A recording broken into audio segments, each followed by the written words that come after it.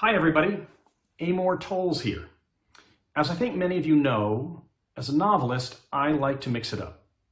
So while Rules of Civility describes a year in the life of a 25-year-old woman who's about to climb the socioeconomic ladder of New York in the 1930s, A Gentleman in Moscow spans 32 years, telling the life of a middle-aged man who has just lost all of his possessions and all of his social standing.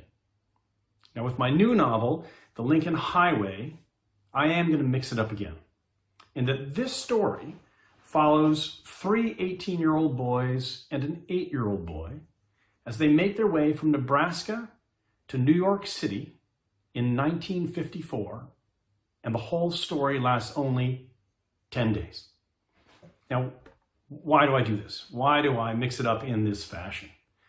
The primary reason is that by taking my storytelling from one place and time into another, it requires me, or even allows me, I guess, to retool almost every element of my craft. By making this shift, I have to retool the tone of my work, the language of my work, the style of my storytelling, the structure of my storytelling, and ultimately the poetics, so that when I tell this story, it is told in a way that is true to these characters in this place at this moment in time. Now, on the one hand, I like to think that in reading The Lincoln Highway, you will recognize it as a Toll's tale. It will rhyme, as it were, with those other works, but you will have the pleasure of entering a whole new set of terrain with a new set of characters and a new set of themes to consider. Now, why 1954? I'm telling a story about three young men on this trip from Nebraska to New York City. It could have been, I guess, in any time in the century, as it were, in the last 100 years. Why 1954? In retrospect, I don't think I thought of this really when I started, but in retrospect, I think what I like about the moment of 1954 in American history is it was not for what was happening. It was for all that was about to happen. If you think about 1954, it's actually between the wars, as it were. The Korean War has just come to a conclusion, and the Vietnam War, which doesn't really get underway until the 1960s, is actually gearing up in the late 50s, where America is sending advisors, military advisors, to Vietnam. So 1954 is sort of in this brief moment as the Korean War comes to an end and the Vietnam War is just about to start creeping upward into the major cataclysm it becomes in the 1960s. If you think of the civil rights movement in America, it's as old as the Union itself. But 1954 was the year of the Supreme Court decision, Brown versus the Board of Education, which in theory ended the concept of separate but equal, or the history of the 100-year history of segregation under Jim Crow. And from that moment, it launches the whole series of events that culminate in the 60s civil rights activity, whether it begins with Rosa Parks on the bus refusing to give up her seat, which leads to Martin Luther King's boycott, and followed by the lunch counter boycotts, by the Freedom Risers, ultimately by the March on Washington, and then, as I say, culminating in the mid-60s with the Civil Rights Act. But this is all to come after 1954. In 1954, the sexual revolution is about to begin.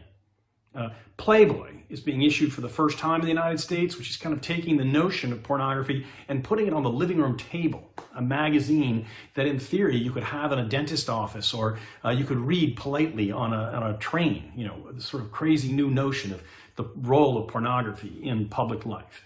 The Kinsey report on female sexuality is just coming out.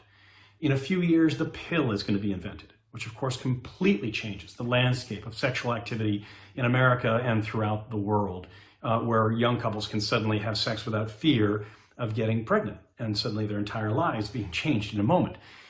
So again, all of this is about to come. Rock and roll, the first rock and roll song, is in 1954. And so the entire generation of rock and roll, not only the music, but the activity that surrounds it, and really the possibility, and this obviously occurred in England as well as the United States, of teenagers suddenly having an incredible cultural voice. In the entire history of humanity, teenagers had never had their own medium with which to communicate with each other broadly. Suddenly, rock and roll provides that for the first time in history, where teenagers and young 20s, people in their young 20s, are writing this music, performing this music, and they're writing about their experiences and performing it for their generation. And that's one of the reasons why rock and roll immediately gets tied into the anti-war activity, the anti-disestablishmentarianism, that follows, and all those activities that define the 1960s. So again, as I say, this is about to happen. So what I like about 1954 is that the things that define the 1960s, all that incredible cultural turbulence, is actually there. It's just beginning to percolate, and it is presumably under the surface. So that gives me a chance to tell a story in what is a little bit quieter moment, and yet all that activity is happening at the same time. Now, one other thing I'll tell you about the story is that if you haven't read it, you will find that it is told from 8 different perspectives, kind of moves over the course of the 10 days. You hear from the different characters in the tale. Now, when I originally designed the book, and I am an outliner, and you may remember this from hearing me talk about a Joe in Moscow, but once I have an idea, I will spend several years designing a book, thinking about all of its components, getting it to the point where I can really visualize the entire story in my mind. And then I will start to outline it in great detail. And that process takes at least a year, where ultimately I know every chapter, all the key events, the settings, the characters and their backgrounds. That's all laid out for me before I start writing chapter 1. Now, inevitably, once I dig in, things start to change. The outline starts to evolve. I make discoveries. I have changes in view of where the story should go. The story tells me more about where it should be headed instead of what I had originally thought.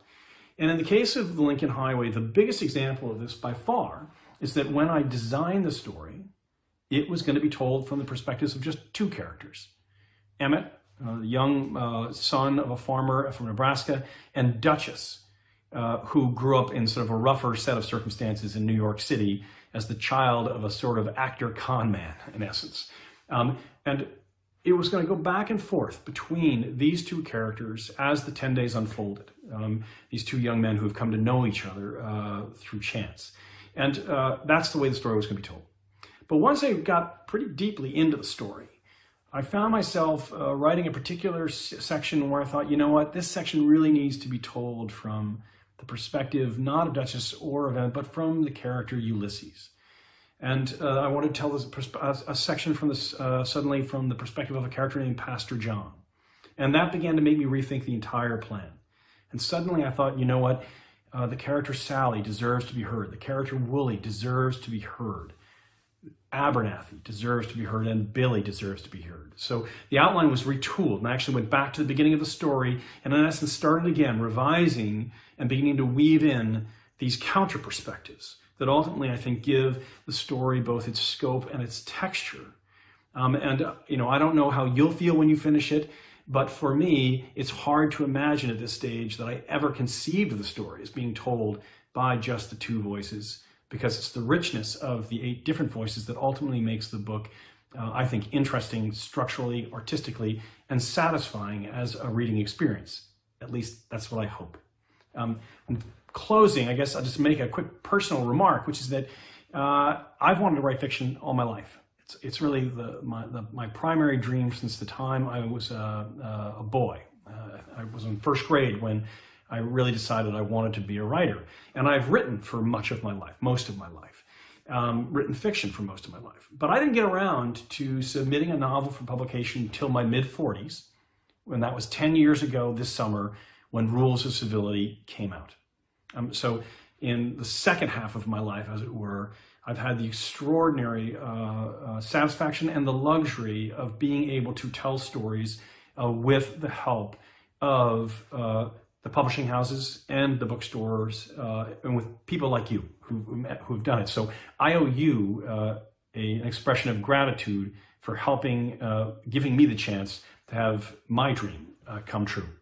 But finally, I'll just say that when you pick up the Lincoln Highway, if you pick up the Lincoln Highway, I hope you enjoy reading it as much as I enjoyed writing it. Thanks so much.